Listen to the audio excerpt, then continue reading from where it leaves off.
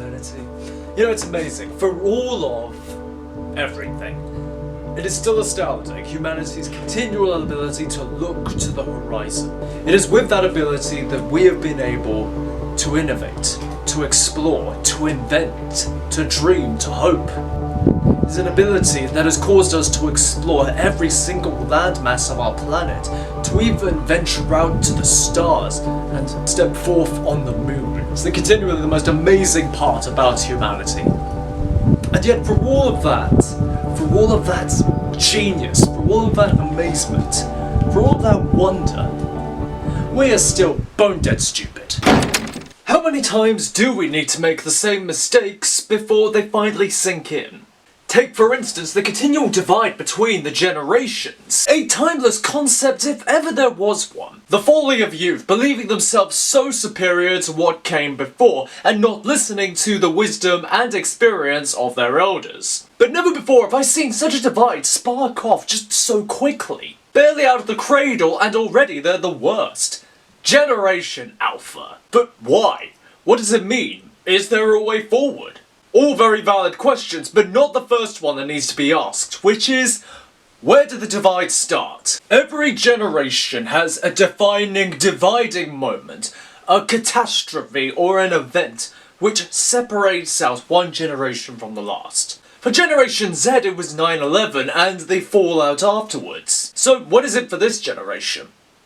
The pandemic. In the 2 years that the virus ravaged society, to debatable degrees, it completely destabilized whole corners of society, which swiftly became a hole the world is still digging its way out of, to arguable degrees of necessity, with everyone being affected by the lockdowns and subsequent restrictions. While Generation Z were by comparison already adults or older teenagers, able to adapt more stably to the circumstances.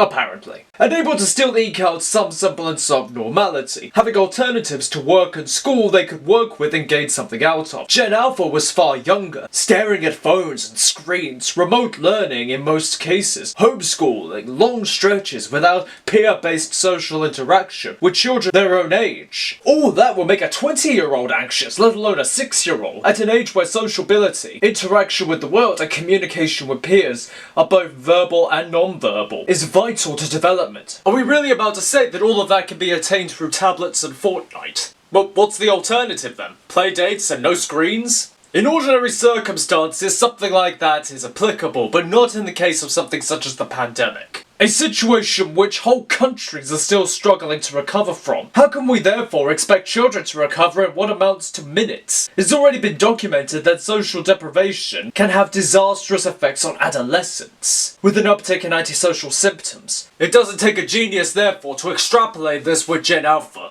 Now make no mistake, entitled children and brats, they're nothing new. They've been around since, well, as long as we've been talking about brats and entitled children. But such an uptick? And so noticeable? Now? I don't know. There's a correlation, but what's the causation?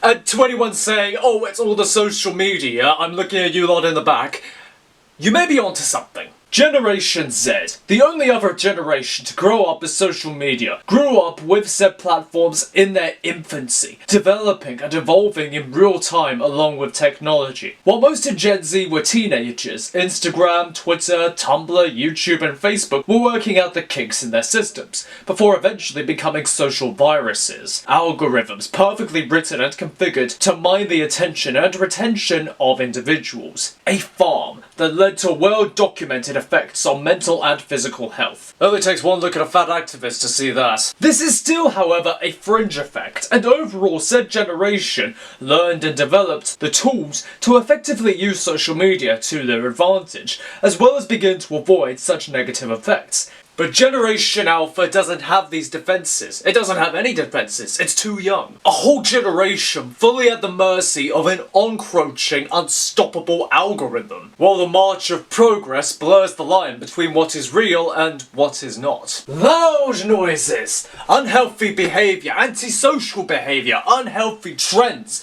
2 years of skibbity toilet.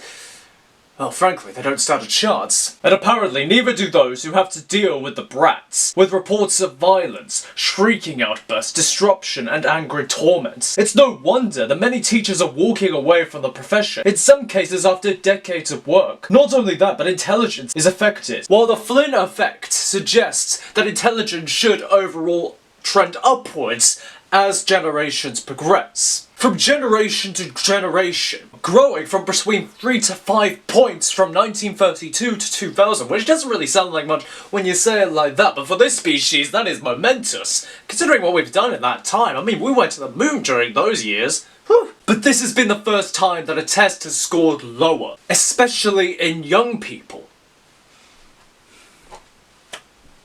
With problem solving, numerical series assessments and verbal reasoning being lower. So intelligence is lower, and those that are qualified to bolster intelligence, to help it grow, they are leaving the profession.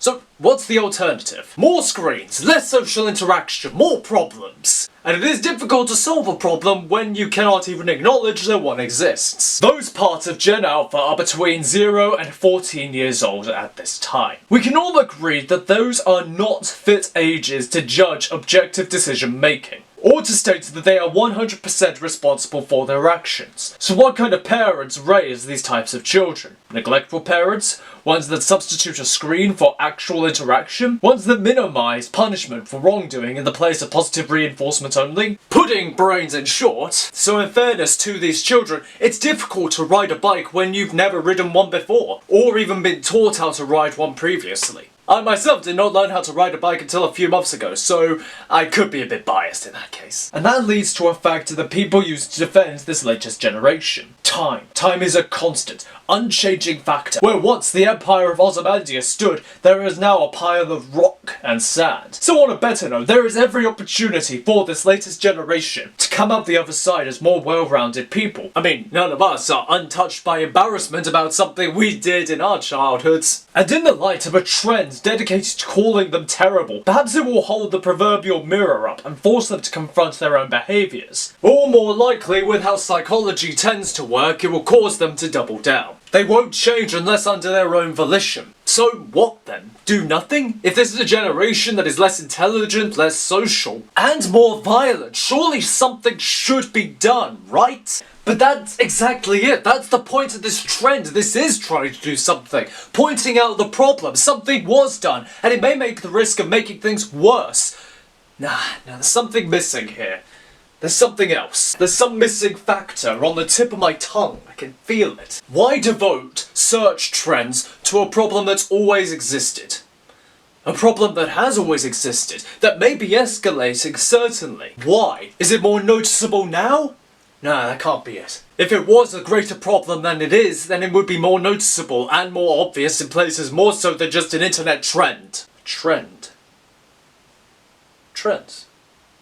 Trends! Oh, of course!